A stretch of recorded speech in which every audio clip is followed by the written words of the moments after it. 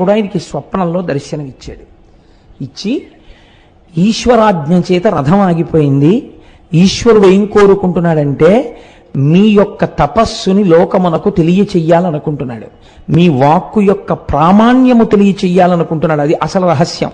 కనుక మీరు వచ్చి చెయ్యేస్తే తప్ప అరుణాచలేశ్వరుడి రథము నడవదు. కాబట్టి ఉత్తర క్షణం మీరు గుడి విడిచిపెట్టి రండి అని వినపడింది.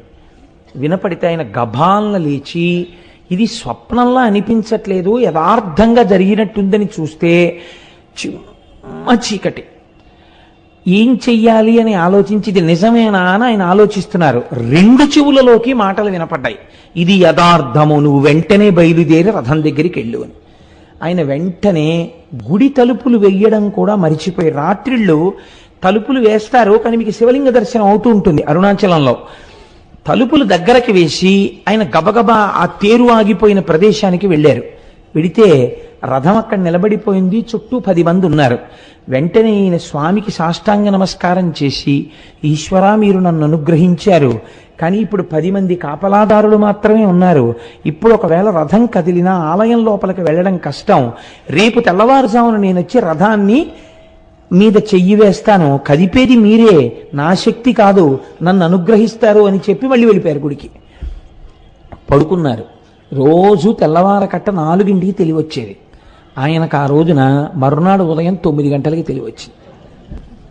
అప్పటికి తెల్లవారకట్ట వచ్చేసి అక్కడ ఉన్న వాళ్ళందరూ ఈ రథాన్ని లాగేటటువంటి ప్రయత్నం చేస్తున్నారు, కదలటం లేదు.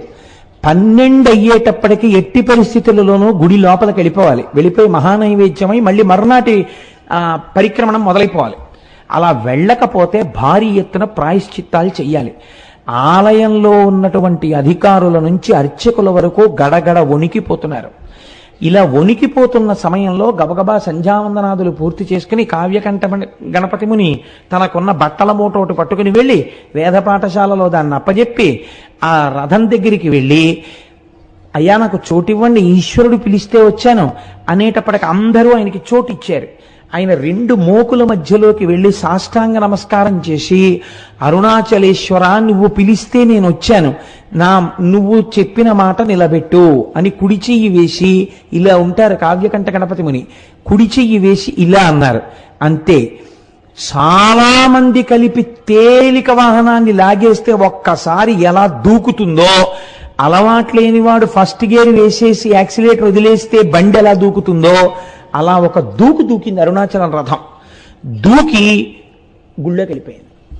వెంటనే ఎవరు